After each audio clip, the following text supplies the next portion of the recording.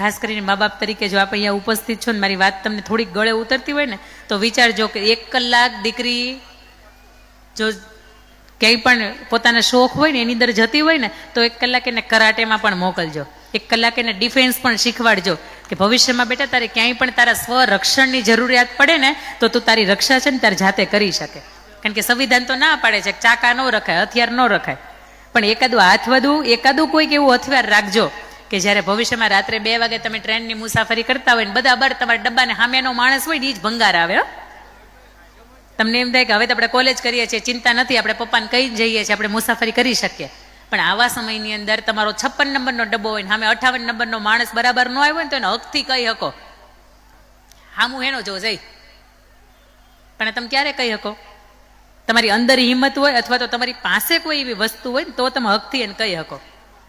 આઝાદી જ્યારે આપણે ભારત વર્ષને નહોતી મળી 1947 પહેલાનો સમયગાળો, બંગાળની અંદર એક અંગ્રેજ ગવર્નર કે જેનું નામ સ્ટીફન, અને સ્ટીફન એટલે એવો ગવર્નર, એવો ખૂંખાર ગવર્નર સાહેબ કે માંસ મટન ખાવાની આદત, કોઈ પણ બેન દીકરીને લાજ શરમ લૂંટી નાખવી એટલે એના માટે એક ચપટીનો ખેલ નહીં.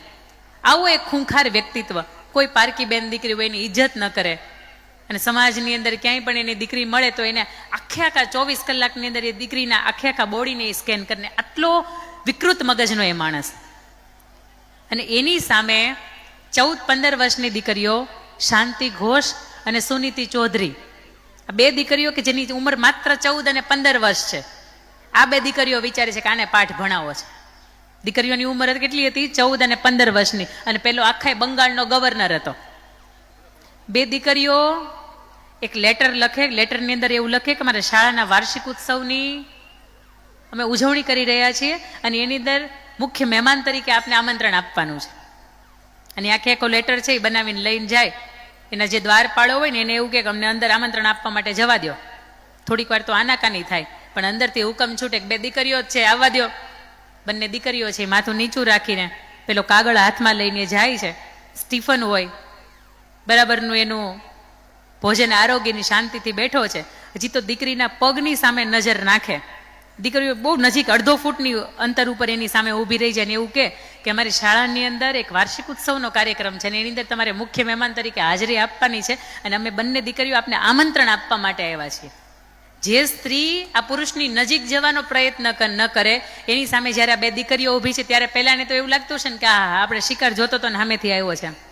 હજી તો જે હોય એ આવી રીતનો કાગળ હોય ને આમ કરી એમ ખોલવાની તૈયારી કરે ને સાહેબ, અને હજી તો એ દીકરીના પગની સામે જોવે છે. અમે દીકરીના પગની સામે જ જોવે, લક્ષ્મીના પગ સામે જ જોવે, એનાથી વિશેષ ક્યાંય જોવાય જ નહીં.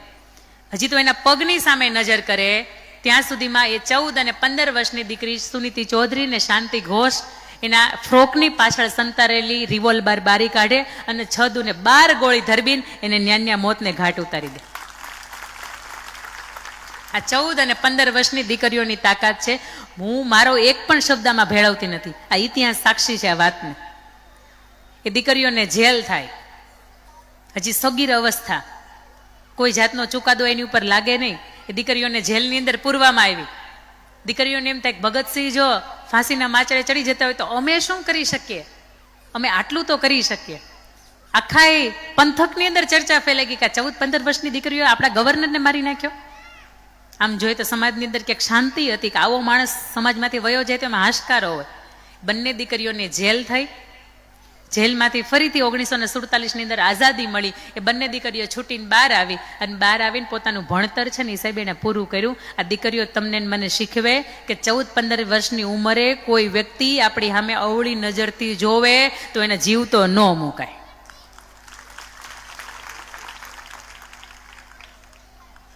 આવી એક નહીં, આવી 1000 દીકરીઓની મારી પાસે વાતો છે કે તમને અંદરથી હૃદયને એમ લાગતું જોઈએ. અને ખાસ કરીને મા બાપ તરીકે આપણે ભૂલે ક્યાં કરીએ છીએ ખબર છે?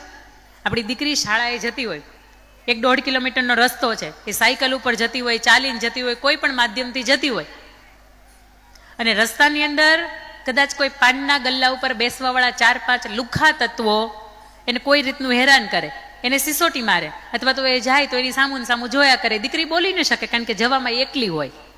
ઘરે આવે ને એટલે એના મમ્મીને એવું કે મમ્મી પેલા રસ્તાની અંદર આજે પેલા 2-4 છોકરાઓ છે ને ઊભા હતા મારે સામું નામું જોતા સિટી મારતા હતા. એટલે એના મમ્મી શું કહે ખબર છે? હું તને કોણ ડાયની કરે છે કે તું ઈ જ રસ્તે હાલ, તું રસ્તો બદલી નાખ ને. આ આપણે માં. બીજે દિવસે ખાલી એને એટલું કહેવાય, કપડાં ધોકાવાનો ધોકો તમારા ઘર છે ને? બોલો આ કે ના છે ને? પુરુષોના પેન્ટ તો બરાબર ના ધોકાવી નાખો છો,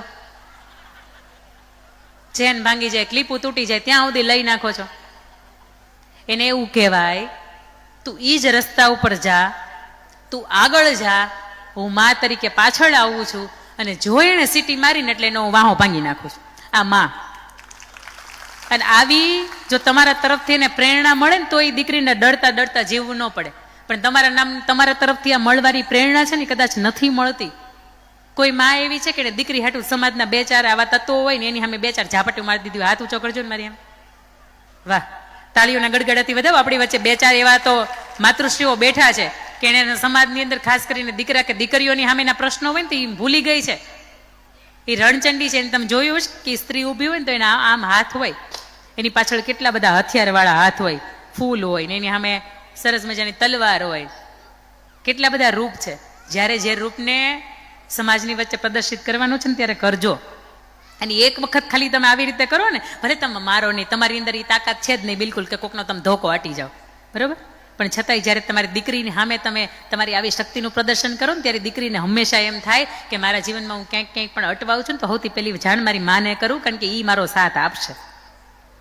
આ તો એને બીક છે કે મમ્મીને કહેવું તો મમ્મી અમુકનું ડબલ આપણો વાક કાઢશે, આપણી સ્કૂલ બંધ કરાવી દેશે, આપણી સ્કૂલ ઉઠાડી મૂકશે, બીજી સ્કૂલની અંદર દાખલો લઈ લેશે. પણ મા બાપ તરીકે જ્યારે તમારા સંતાનો અમુક વખત અમુક વસ્તુ કરવાની ના પાડે છે ને તો એને કારણ પૂછજો. રાજકોટની અંદર હમણાં એક કિસ્સો બન્યો હતો કે દીકરી 9મું ભણે છે, રોજ વેનની અંદર જાય અને 15 મિનિટનો સમયગાળો એવો હોય સાહેબ કે બાળકો બધા ઉતરી જાય અને એનું ઘર આવતા 15 મિનિટની વાર લાગે. કદાચ એ વાહન ચાલક કોઈ રીતના અડપલા કરતો હશે, દીકરી ઘરે ના પાડે, 2-4 દિવસ એવું કે મને પેટમાં દુખે છે, મારે સ્કૂલે નથી જવું, દવાખાનાની ટ્રીટમેન્ટ થઈ, પેટમાં દુખતું તો 2-3 દિવસમાં સારું થઈ જાય. ચોથા દિવસે ફરીથી એ સ્કૂલે જવાનું થયું એટલે દીકરી રડવા લાગી કે મારે સ્કૂલે નથી જવું, અને પરાણે આપણે ઘરેથી કાઢી મૂકીએ કે નહીં તારે સ્કૂલે જવું જ પડશે.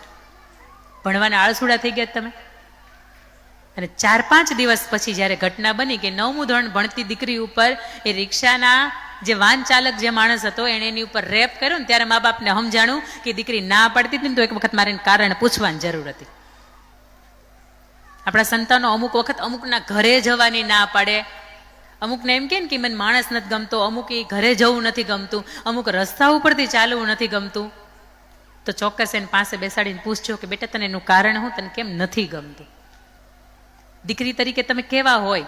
અને બીજું એક મારે તમને ઉદાહરણ આપવું છે કે સમાજની વચ્ચે મેં તમને કહ્યું એમ કે મા અને બાપ, દાદા અને બા, તમારા કાકા, તમારા ફુવા, તમારા મામા હંમેશા માથું ઊંચું રાખીને જીવ્યા છે.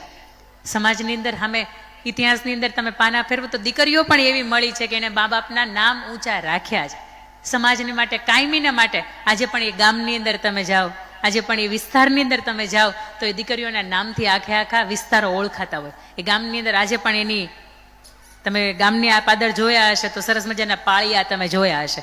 આજ સુધીમાં એ પાળિયા લગભગ રાજપૂતોના હોય, કારણ કે જેને સમાજની સુરક્ષા માટે પોતે પોતાના જીવ ઉપર ખેલી ગયા હોય. બહુ ઓછા એવા પાળિયા હોય કે જ્યાં સ્ત્રી પાત્રોના પાળિયા હોય. તમે ઉત્તર ગુજરાતની અંદર રહ્યો છો, સૌરાષ્ટ્રની રસધાર તમે વાંચી કે નહીં મને ધ્યાન નથી, પણ ઝવેરચંદ મેઘાણીની જો તમે સૌરાષ્ટ્રની રસધાર વાંચો ને તો આ પ્રત્યક્ષ તમને જોવા મળે કે દીકરીઓ કેવી હોય. તમને કોઈ ફેસબુકમાં મેસેજ કરે, ઇન્સ્ટાગ્રામમાં મેસેજ કરે, વોટ્સઅપમાં મેસેજ કરીને એમ કે હાય હેલો બ્યુટીફુલ કેમ છો, કેમ નહીં, અને તમને એમ થાય કે મારા મા બાપ તો કોઈ દી પૂછતા જ નથી. આપણને કોઈ પૂછવા વાળું મળ્યું છે એટલે તરત એની સાથે વાતચીત થાય. 5-15 દિનની વાતચીત પછી મિત્રતા બંધાય, અને મિત્રતાનો અંત ક્યાં સુધી ક્યારે ક્યાં જઈને ઊભો રહેશે ને તમને ન ખબર હોય. પણ કદાચ બહુ ઓછી દીકરીઓ હશે કે કોઈ બાપની વિરુદ્ધમાં બોલીને જાય ને તો એને સાંભળી લે. ક્યારેય ન સાંભળે એટલા માટે કે દીકરીના જીવનની અંદર સૌથી વધારે કોઈ વાલામાં વાલું પાત્ર હોય ને તો એ બાપ છે. દીકરીને પૂછવામાં આવે કે તને પપ્પા ગમે કે તને સાંજ ગમે, અને એનો પપ્પા ખૂબ ગમે છે છતાં એવું કહેશે કે મને સાંજ ગમે. કારણ એટલા માટે કે પપ્પા તો માત્ર રમકડું લઈને આવે, પણ આ સાંજ તો મારે આખા પપ્પાને લઈને આવે. કેટલી ઇમોશનલ મોમેન્ટ છે કે બાપ અને દીકરી વચ્ચેનો કેવો સંબંધ છે. અને સંબંધને જ્યારે સમાજનો વાતો હોય ને એટલા માટે આ કાર્યક્રમના મંચ ઉપરથી આપની વચ્ચે અડધી રાતના ઉજાગરા કરીને બોલવું પડે. એકાદી પણ દીકરીને એમ થાય કે મારે મારા જીવનનો યુ ટર્ન લેવો છે, તો સાહેબ આ મંચ ઉપરથી તમે મેં ફાળવેલો આ સમય છે ને એ વસૂલ છે. તમે સામૂહિક પાડો, એક બાજુ જ ન પાડો.